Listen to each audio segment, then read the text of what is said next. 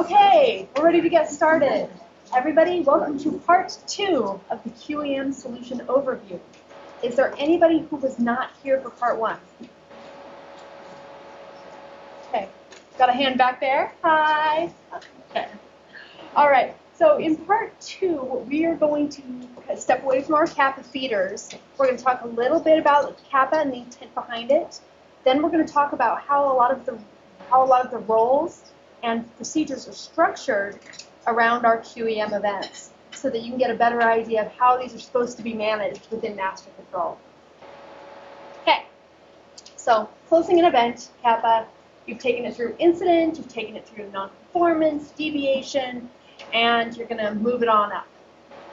Coordinator roles, how they save you time and headache. We love coordinator roles. Participant user roles, what can they do, what can they not do? Modify step, because delegation is key to your sanity.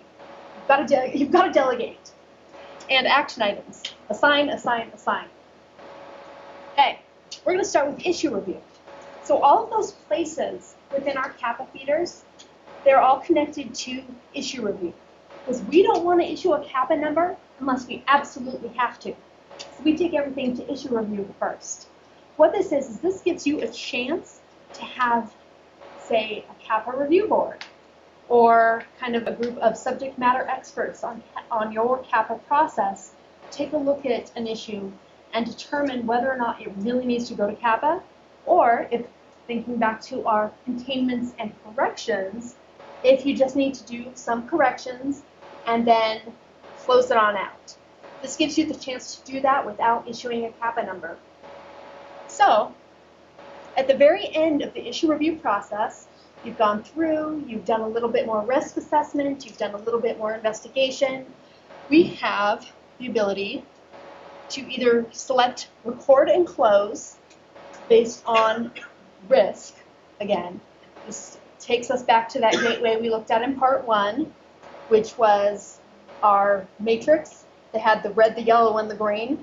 So if it's red, you're not going to record and close, you're going to take it to Kappa. If it's yellow, you can make the determination if you're going to close and track and trend using our good friend, the event analyzer, or if you're just going to close it out. We had a question in back. These are from 11.3. 11.3. Okay. All of these things.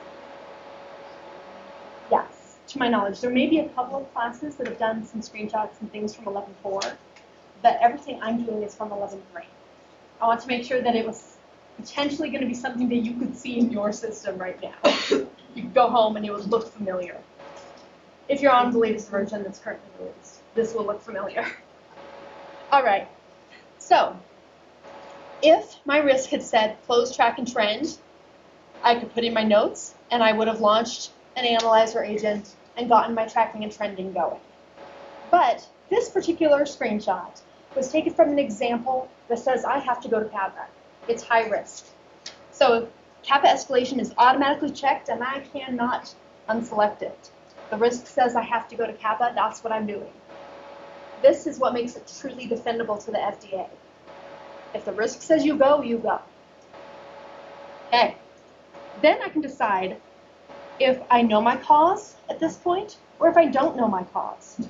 If I know my cause, then as soon as it opens up that Kappa, my job is to put in the root cause details, describe it, and categorize it.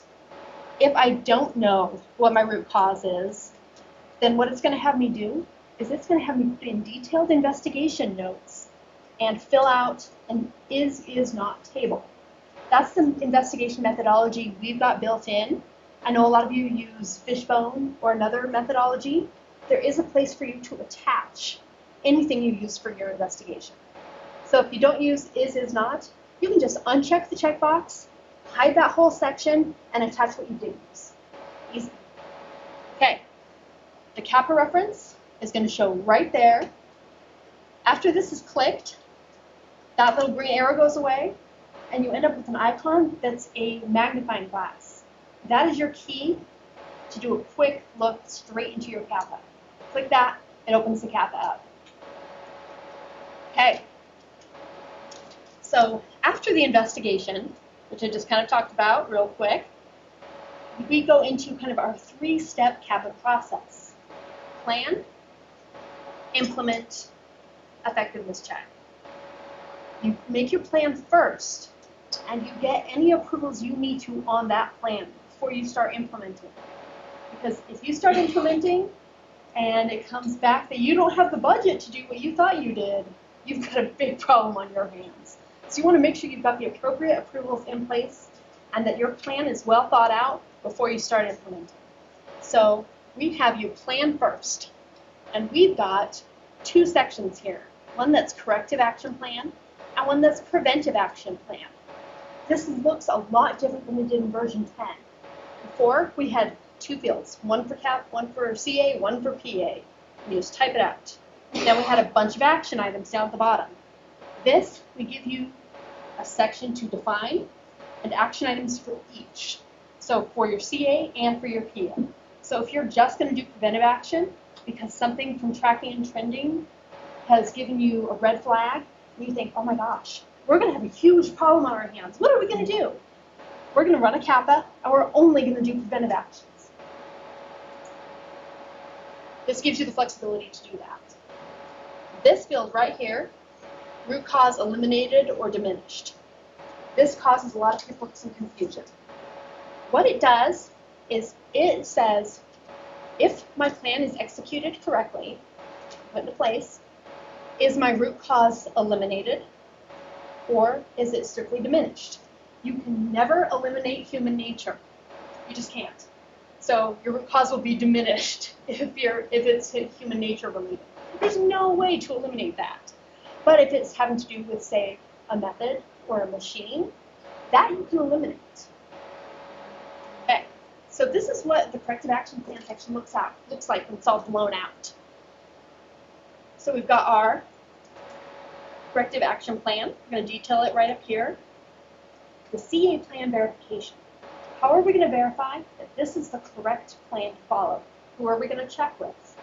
The reason this field is here is so that you can think through how you're going to verify something, what approvals you have to get.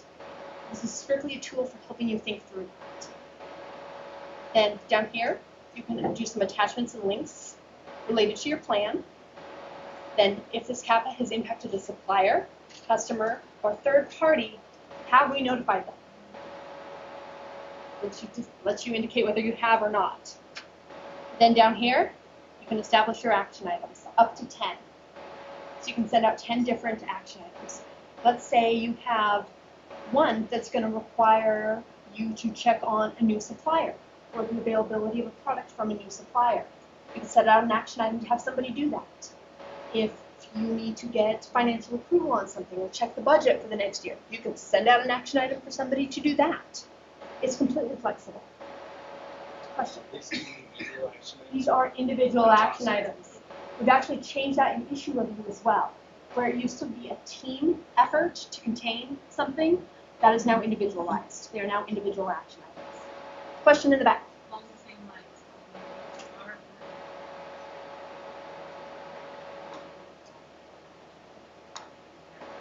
Yes, throughout QEM, we have made that modification from version 10 to version 11, where you send out individual action items instead of one action item to a group.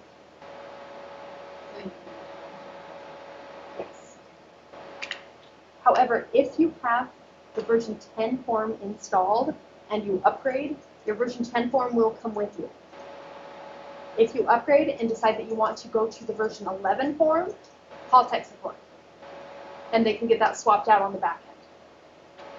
The reason we have your forms carry through with you is because a lot of people customize their forms, and we don't want you to have to do that again unless you want to. So your form will come with you. If you decide you no longer like your version 10 form and you want to remake whatever changes you made to it, we are more than happy to help you do that. But we don't want to force you to do it. Okay. Next step, you planned. Make sure that's a good plan. You know what you're doing. You are now going to implement. Part of implementation is action items or change control. You have the ability to do whatever you need to do. If as part of your corrective action or preventive action, you need to change a bunch of SOPs, boom, you can launch them from right here. And because you've launched them from this CAPA, those changes are bidirectionally linked to this CAPA. So if you go and you look at a new revision of a document, go to your attachments and links tab on the info card, the CAPA is right there, and you know why you made that change. It's a result of a CAPA. Plus, the links are right here to those documents. So everything is bidirectional and trackable. You can also issue a change control advanced form if you want to make your changes that way. There's also action items, assigning and delegating, having people do your implementation for you. Get everything done. Okay, last step is effectiveness checks. So you have to determine if verification is needed and if validation is needed. You just need to do something. You don't have to validate, you don't have to verify, but you've got to do something. We're not going to force you to do one or the other, but you got to do something. Okay. Then you put in your effectiveness monitoring notes, and again, you have another opportunity to set up an analyzer agent. So if as part of your monitoring of effectiveness of your CAPA is to keep an eye on a particular supplier for the next 6 months, you can set up an analyzer agent. Okay, show me if any non-conformances or supplier deviations come in for the next 6 months for the supplier. If you reach a nasty threshold, and that threshold can be whatever you want it to be, it will send out a notification. So it'll keep an eye on it in the background for you. So awesome. Okay. And you've got a field down here for justification if you're not going to do validation. Okay. We're not going to go into a lot of details on CAPA. I know some of you may have attended my CAPA session last year. That was a 90-minute session that ended up running long. So we are not going to go into details on CAPA any more than that. If you need a full walkthrough of CAPA and you need to discuss it further, let's talk. We can set up a WebEx for another time. Okay, let's shift gears into roles. The main role in our system is the coordinator. Each solution has a coordinator role. This does not mean that it has to be one person or that that one person has to do everything. It is a role of a subject matter expert who has the authority to make decisions. So you'll want to think carefully about who you put into that role, because it's going to be their responsibility to delegate and make the correct decisions as to who needs to be responsible for investigating, or implementing a CAPA, or connecting with the supplier to talk through deviation. Any of those things, the coordinator is going to be the point person on. They're responsible for the process. It doesn't mean you have to manage each individual case.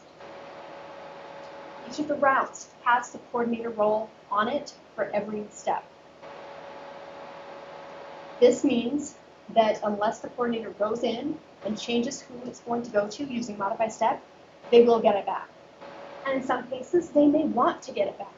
Because if they say, okay, I'm going to have Joe do my investigation, then it's going to come back to me. I want to review it, and then I'm going to send it out to somebody else. So on a case-by-case basis, you control who's going to do what and when we're going to do it. The coordinator has that power.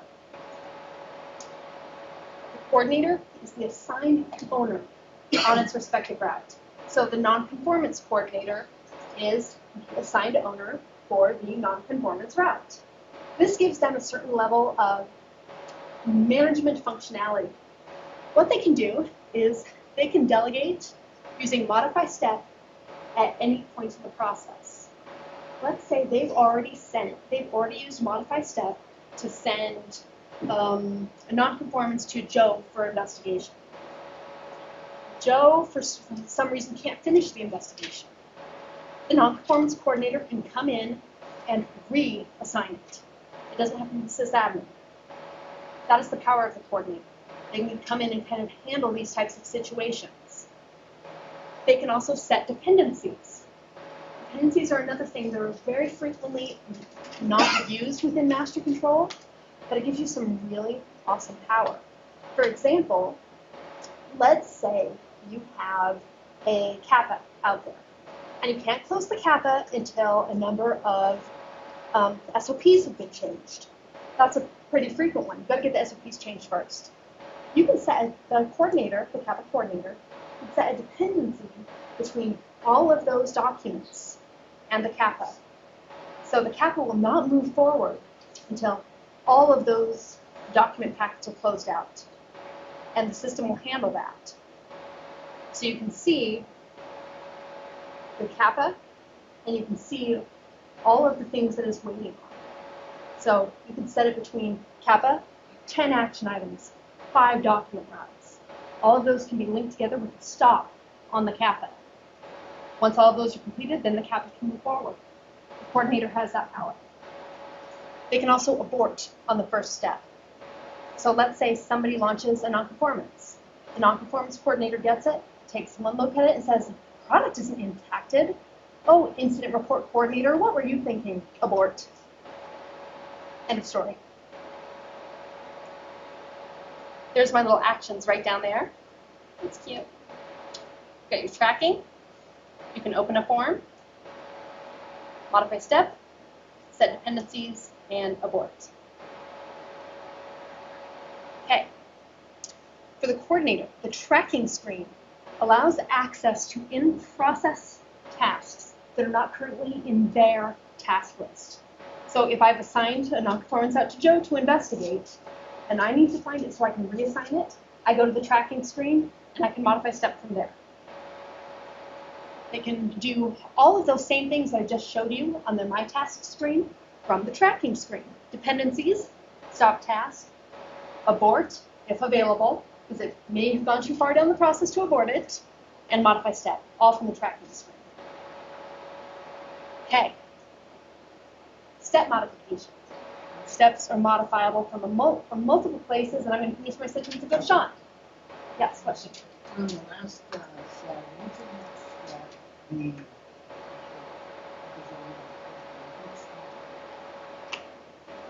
after 6 weeks, what do I do with this stuff? That is a good question, and I'm not entirely sure of the answer. We may have to cut down that answer afterward. I'm not sure what the notifications do. My understanding is that the notifications do not go out until that stop is lifted. It could be, which is why the coordinator is the person who is held responsible for those, for keeping track of all of those. You don't want to be the coordinator? Come on. So what's the point of having the stop task? Having the abort or the stop? No, the stop. Oh, the stop. The stop is primarily used for documents, not as much for process. The stop is like used when you're in the middle of a collaboration and suddenly some new requirement comes in from left field and everybody says, okay, stop, you're in the middle of modifying this. You want us to do what now? Stop. We're not going to move this forward. Nobody moves this forward until we get an answer on this. So that's primarily what it's used for. You could use it in terms of process on, trying to think of a really good use case. We don't usually use stop on processes. It's primarily for documents. The dependencies with the stop and wait, in order to stop a kappa from moving forward until all of those dependencies are back, that we use. But the hard stop, yeah, documents mostly. Okay, moving forward. 3 places to modify steps: sign-off screen, pending tasks, and tracking, depending on your role rights. The coordinator can do it on any screen at any point. So they can do this on a case-by-case basis. So if one person does the investigation on one, you can assign the investigation on a different one to somebody else. So on the modify step screen, the coordinator will always have that drop-down at the very top where they can pick the steps. So they can take a look at the issue review, decide what the issue is, and then go through and assign every single step out in one go. then they don't have to touch it again. It depends on how you want to manage things. You want the coordinator to say, okay, I've got 3 CAPAs to look at. All right, looking at this one, looking at the issue review, looking at the non-conformance that came from. Okay, it goes to this person on the step, this person on the step, this person on the step, and done. Okay? We already talked about this one a little bit. So if you have an SOP that calls for a complaint to stay open while a CAPA investigation is ongoing, set a dependency between the two. Okay, other roles. Question? Yeah, this probably second one is how the one who So the you court, don't want to have someone going and taking. so the coordinator role is built into each of the solution packages. It is not optional. However, what we can do is we can make some customizations to your process. So you have to talk to sales ops, determine what it is you want to do, and we can determine the best way to go about it. But this is how these are built out of the box. Okay. The other roles are meant for full access users. Of course, the coordinator role is, not view-only users. So if you have a bunch of view-only users who have to start tasks, make sure you set up a role for them to give them the correct vault rights. View-only users can only participate in step 1 of a process. They can launch it, fill out whatever is available on step 1, and sign off. And that is it. Yes. You cannot put view-only users into roles that also have creator revisor users in them.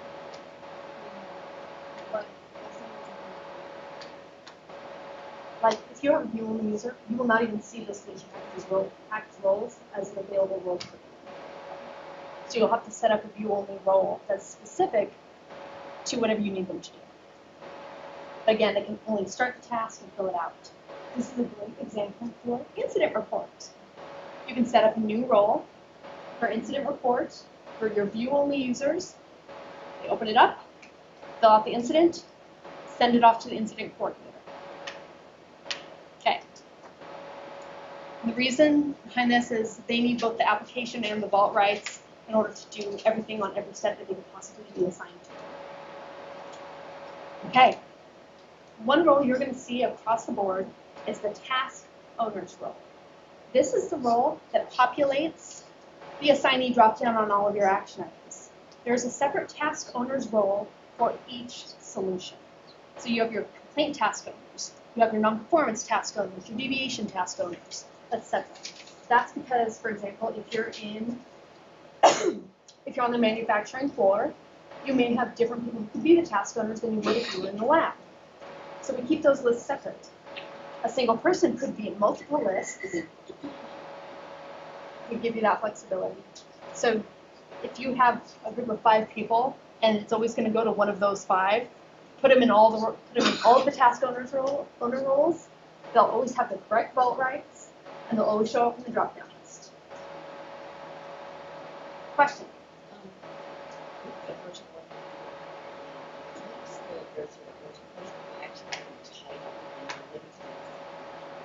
Yes. So what that is, you put the description in the actual action item itself. The title is meant to be a brief summary description that's going to appear on your parent form. And then when you get into the nitty-gritty of what you actually need to do, you put that into the action item itself.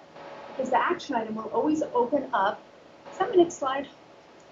It is. Huh. Okay, the action item will always open up to the person who clicked the button. Click the button. This is what you're going to see. You're going to see the type, the title that you typed in, and then you have a free-form text field for 2,000 characters to type in the details of what you want them to do.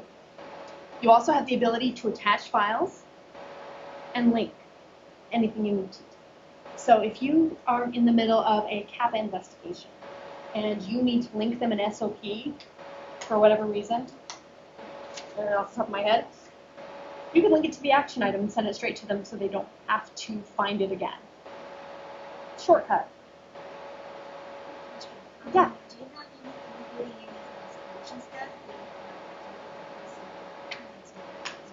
there are no escalation steps built into this because there is no, we don't have escalations actually built into any of our solution packages. And the reason behind that is because every company handles it differently. So what we do is we encourage you to use reports and handle it outside of master control.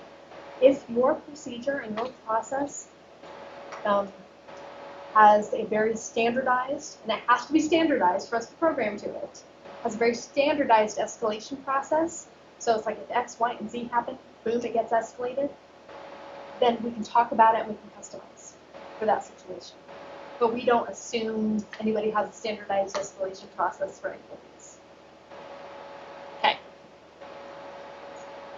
So when it goes to the assignee, they have a very, very simple page to fill out. They put in their completion notes, the date it was completed. They can attach any notes. Say they were doing an investigation.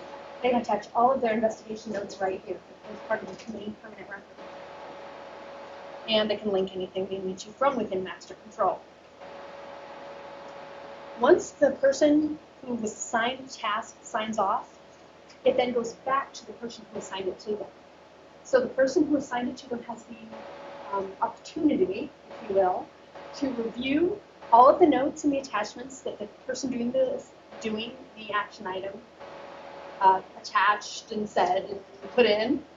They can review that, and they can do a data rejection if it doesn't meet their standards.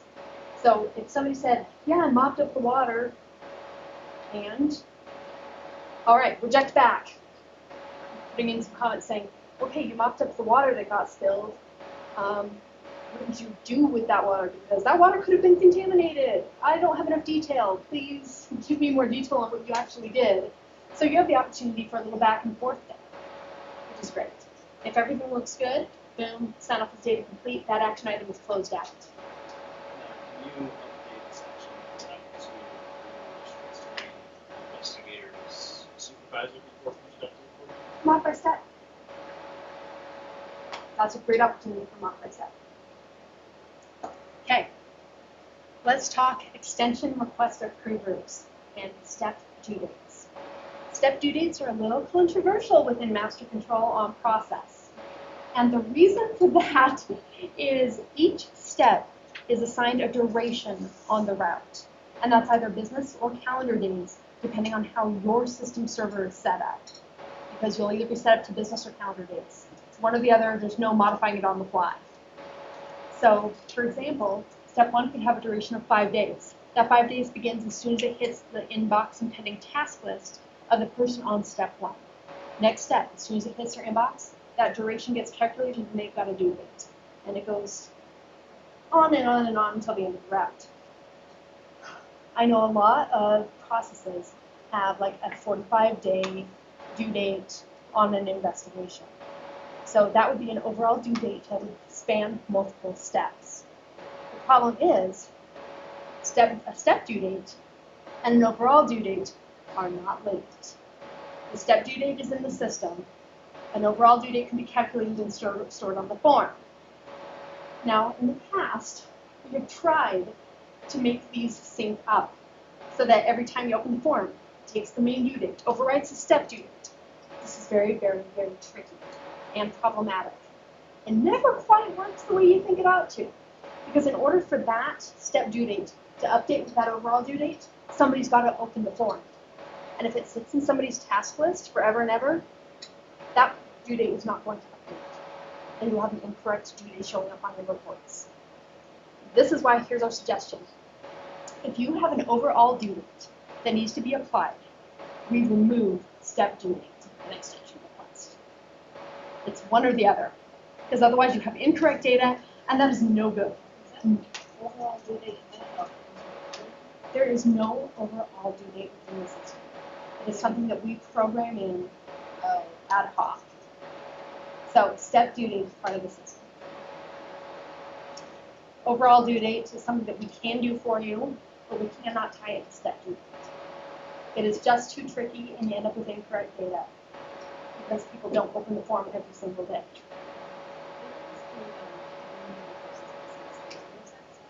That is set on back in the server side.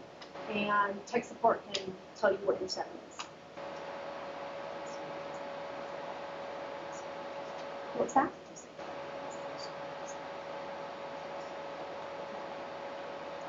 Days, program days, or calendar days, and holidays are not built in. Okay.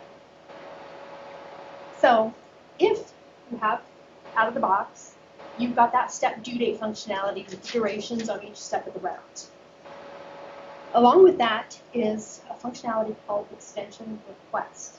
And what this allows you to do is it allows you to tell somebody that you want an extension on your due date and for it to go to the appropriate people for an appropriate approval.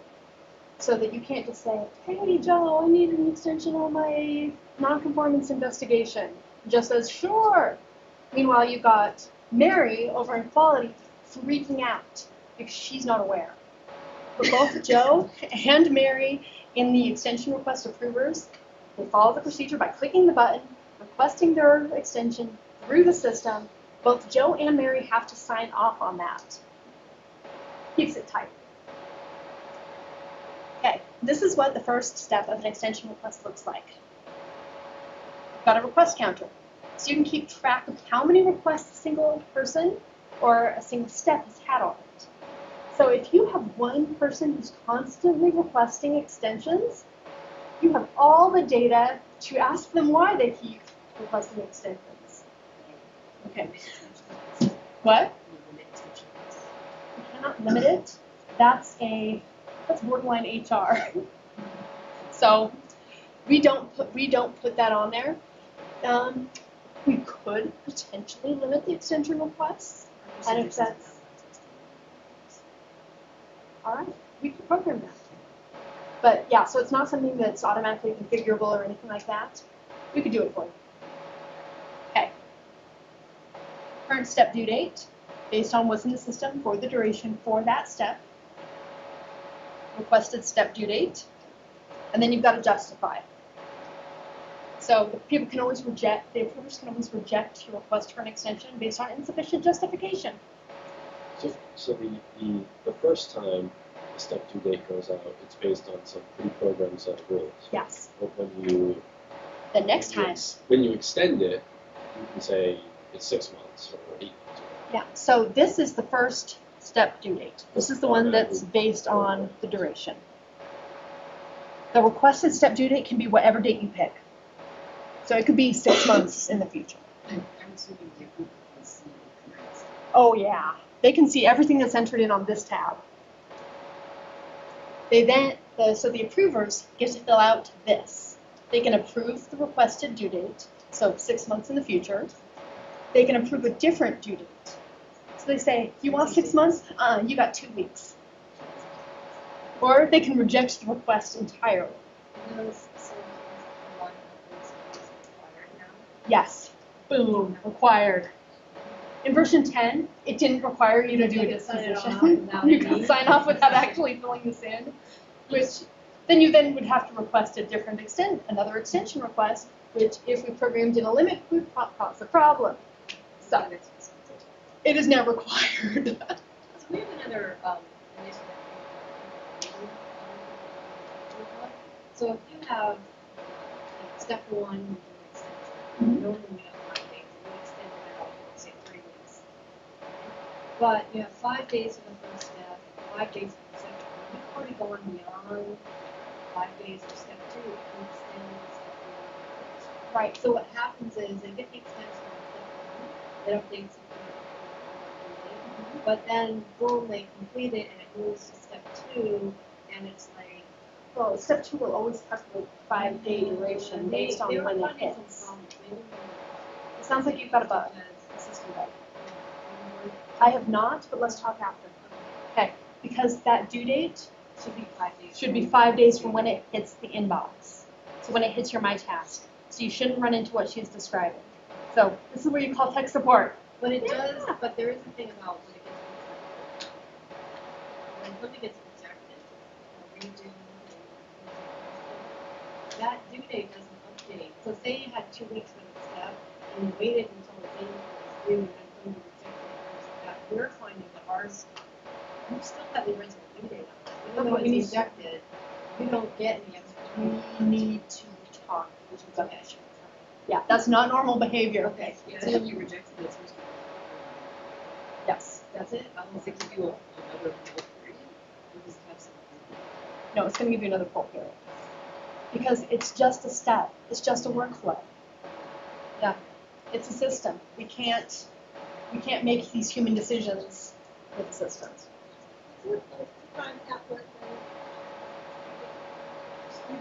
So there's a couple of different places. You can look in your FRS, Functional Requirements stack. It's part of it. You can also look at the PQ, because that is part of that as well. Or you can go into the system, open up each step on the route, and they'll say the duration for that step.